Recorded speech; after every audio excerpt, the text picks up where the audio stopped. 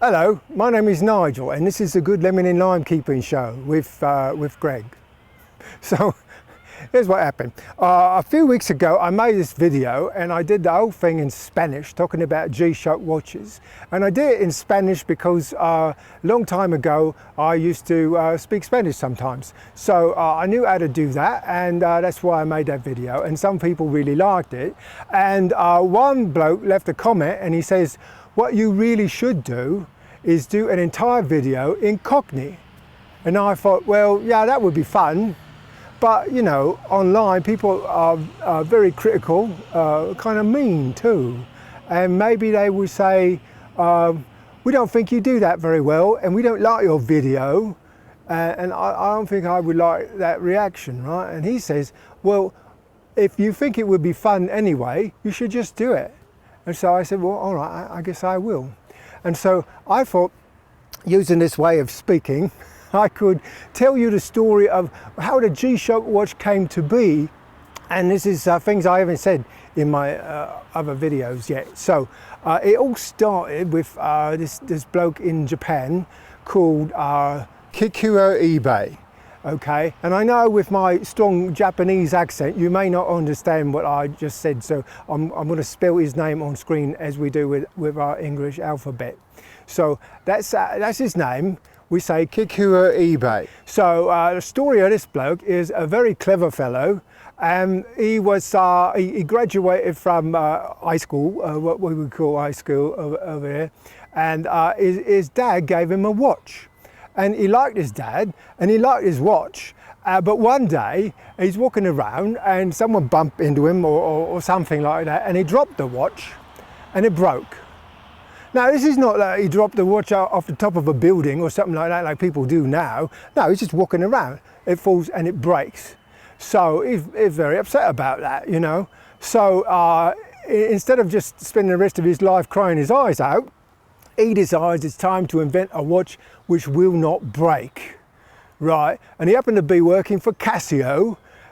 He starts on this project and Casio decides to make it an official project. They give him a team to work on it to develop what became the G-Shock watch.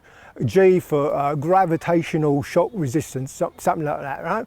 So what happens is they went through about 200 prototypes of watches that would break. You know, they put them through the paces and they would break anyway, and wondered if they were ever going to make this thing happen.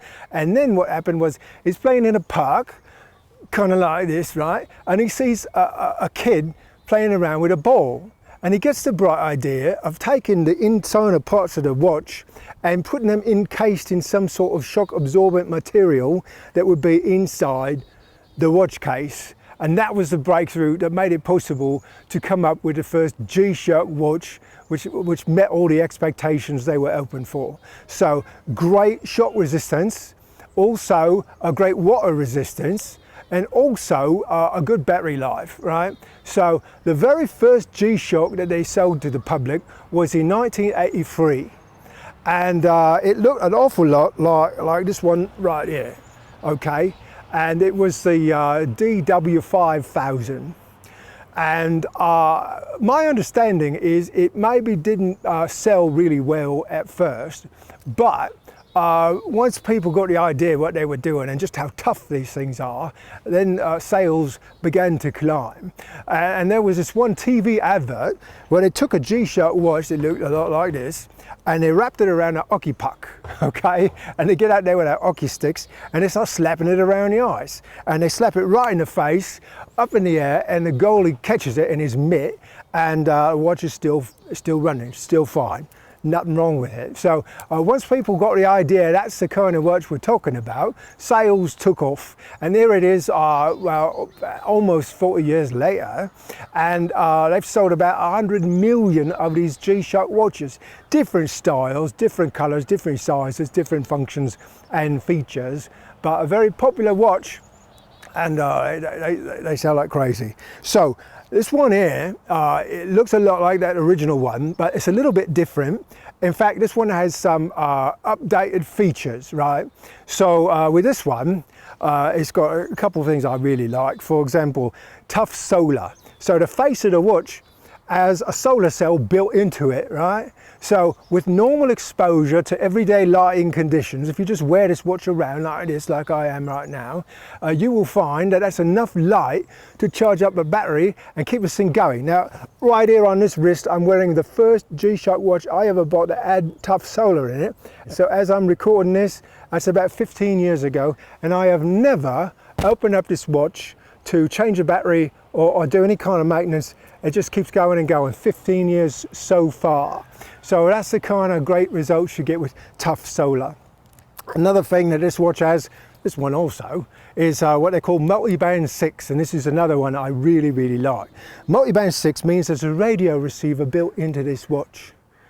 Not available on that first one in 1983, right? But now it is in there. So it is listening every night to hear the radio broadcast that broadcasts time data from atomic clocks, right? So this thing every night is going to set itself and correct itself so it is correct right down to a fraction of a second all the time. So all you have to do is, when you take it off at night, put it somewhere where there won't be any radio interference, right? You don't put it next to the TV or computer or something, put it maybe by the window, and then Bob's your uncle. And it's going to set itself and be right all the time. And I'm thinking, yeah, well, you know, I already had an Uncle Bob before I had this G-Shock watch. Does that mean I have two now? I don't know. I like the watch though. Uncle Bob's okay. I don't know about the other one. So anyway, that's the story of how we came up with the G-Shock watch. There's something we could buy, and now they've sold 100 million of them, because there must be about 1 million people like me that each bought 100 watches or something like that. Anyway, that's the story of the G-Shock watch, told in Cockney, a little bit different from the videos I've been making in the past. So that's all for now. I wonder what sort of video I'm going to make for next week. I hope you'll come back and find out. All right, see you later.